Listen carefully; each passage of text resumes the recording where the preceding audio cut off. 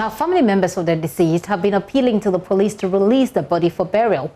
The spokesperson, Samid Akalilu, says that's the only way that they can quickly get some closure. A planned burial on Tuesday could not happen, as police say it is yet to complete the investigations. Counseling units of the Ghana Police Service just left here. They are heading to Accra now.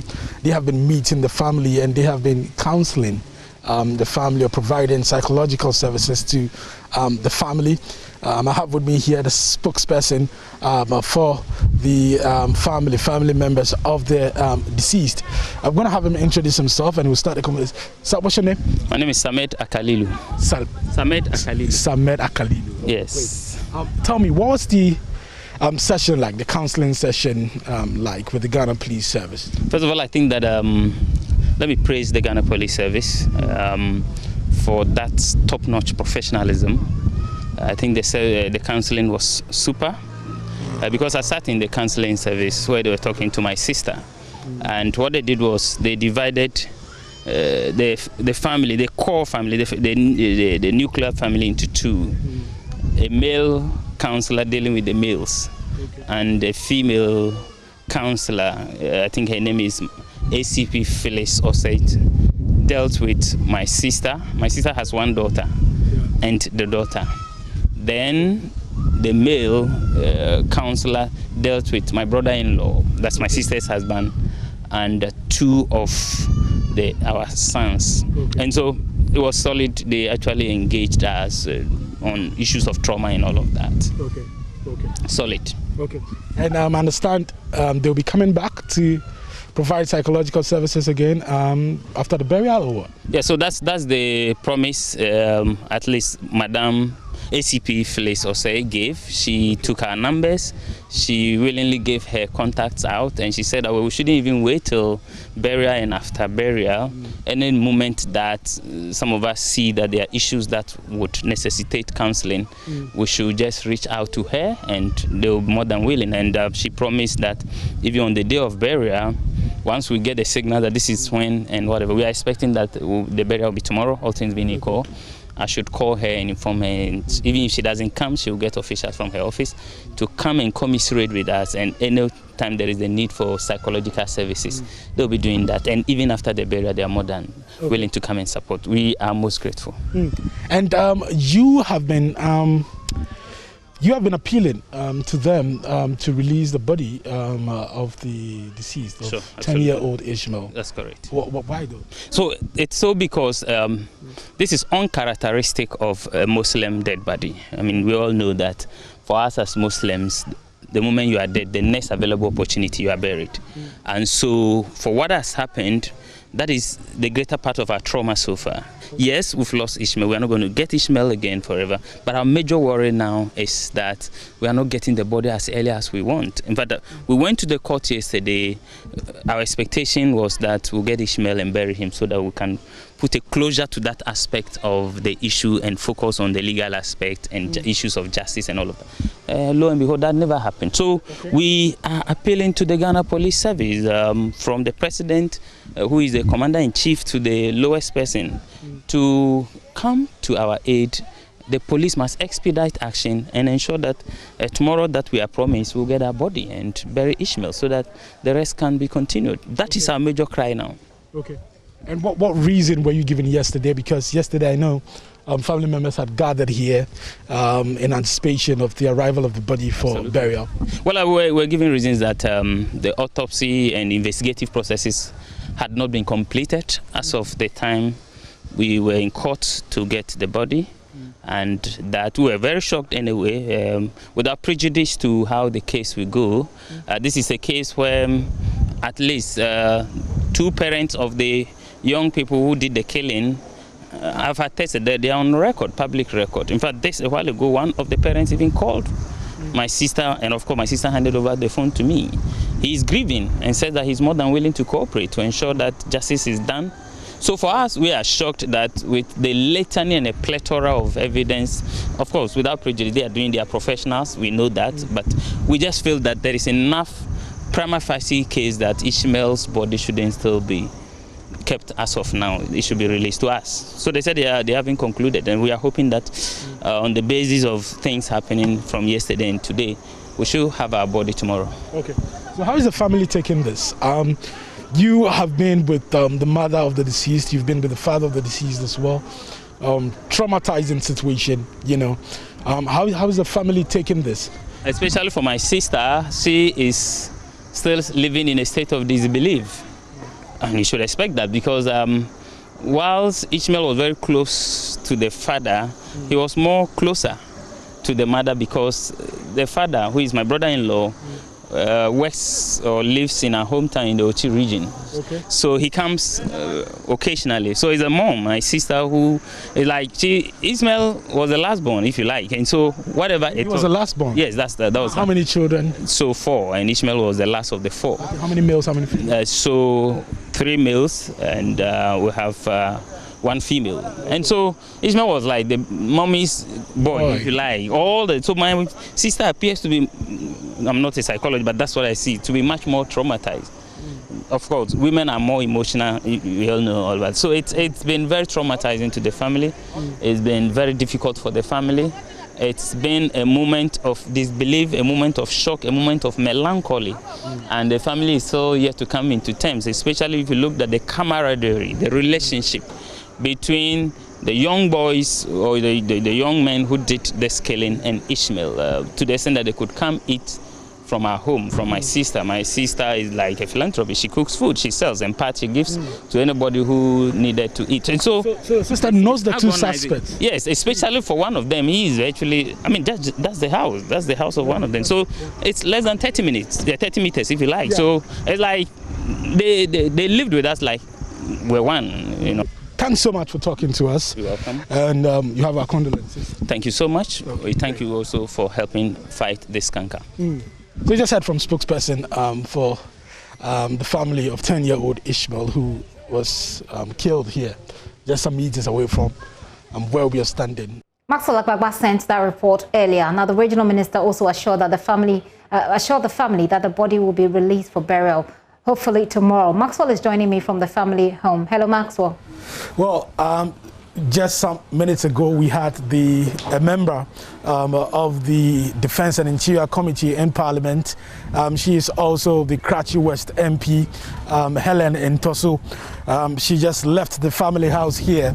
Now, all morning, we've been stationed here, and the family house has been very busy. It is now seeing some level of quiet after the many activities and the many visitors who came here today. Earlier in the morning when we were here, personnel of the counseling unit of the Ghana Police Service were here to provide psychological services to the family. Just some minutes ago, like I mentioned, I had interactions with the Karachi West MP Helen Ntosu, and she was saying that this is a matter she would raise with her colleagues at the Defense and Interior Committee. She says she cannot understand or wrap her mind around how young boys will be able to kill someone like that. For her, it's not just a national issue, it is also a personal one, because she says she's somehow related to father of the deceased. She really did not know that the son, the son of the man that he knows actually lives here. So he only came here and then realized that no, that was the situation. She had the issue in the media space, and then realized that no, it was a cousin who is actually affected by this situation. So she came here in her capacity as a relative and then also as a member of the Defense and Interior Committee. She says she's also concerned about the proliferation and activities of fraudulent spiritualists or persons parading themselves as money doublers. And she says that the NTA and then the National Media Commission and other stakeholders would have to put in efforts to arrest persons who promise get rich quick, who propagate get rich quick messages. She says that if we are unable to do this, a section of the population will be caught in this web, and they will continue to do this. So she's saying that it is about time the NMC and then other stakeholders clamp down on the activities of these fraudulent spiritualists who propagate get rich quick messages. She's also concerned about parenting style. She says it also comes down to parenting, because she says sometimes some parents get busy with work activities and all of that, and it becomes difficult to check their children. So she's saying that it is important for parents to actually pay attention to that side as well. She left here just some minutes ago, but just about 20 minutes ago I had interactions with a young man who told me that he knows one of the suspects inside out. He described one of them as a church boy who later drifted into other delinquent, behaviors. He says that he used to attend church with one of the suspects, and he was a very humble boy until things changed when he reached an adolescent age.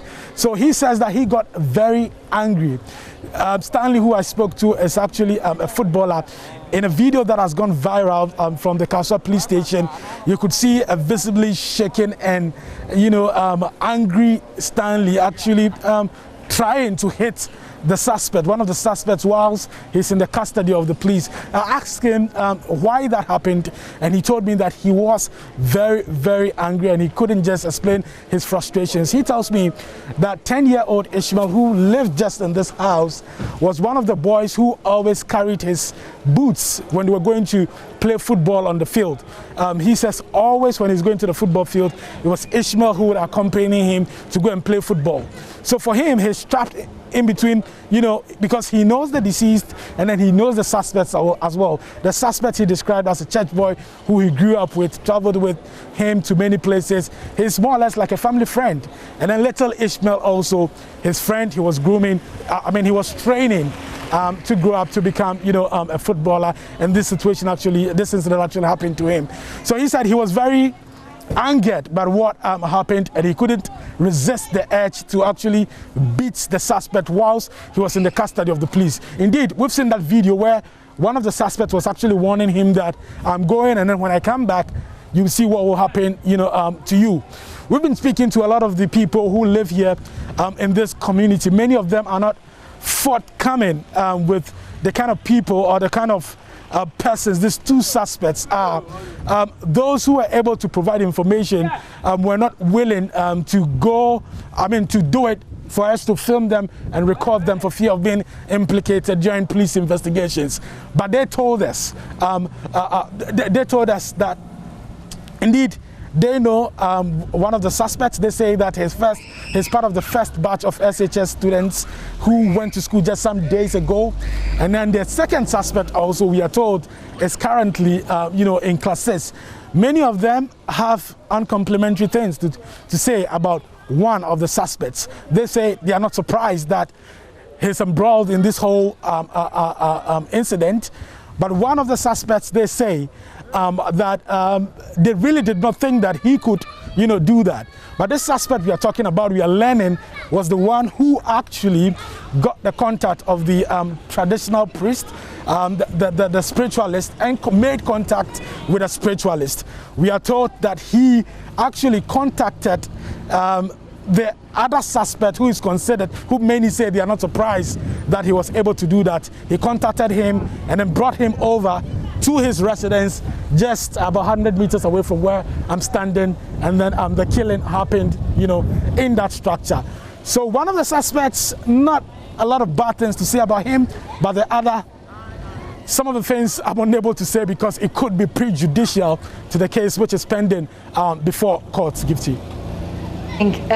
Information you've been able to gather within this very short period. Thank you, Maxwell. But hang on for me. You spoke earlier to the MCE for the area, and I can see the sweat on your forehead, Maxwell. Good job, by the way. But The MCE says there is a jurisdiction problem here. But before we talk about the jurisdiction problem, he suspects that there could be adults behind these teenagers who may have asked them to perpetrate this crime.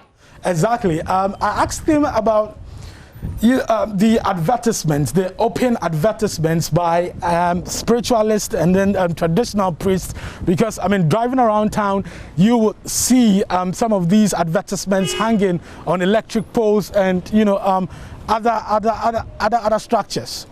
So I asked him about it, but he told me, he was emphatic that these things have not come to his attention. And that if it comes to his attention, you're going to deal with it. But he agrees that indeed there could be some persons who are behind this act. He also seemed not to be able to understand how children of that age will be able to kill another, another child in that gruesome manner. So he suspects that there may be some, persons behind the act. In fact, I've been asking the Central Regional Commander, who was here with the Central Regional Minister, Justina Marigold Hassan. I asked the Central Regional Police Commander whether they have been able to whether they have been able to, to arrest or get any information that will lead to the arrest of this fraudster of a spiritualist that we are talking about. But she tells me that she's unable to provide any information at this point. I pushed further to ask about the activities of fraudulent, traditional priests openly advertising.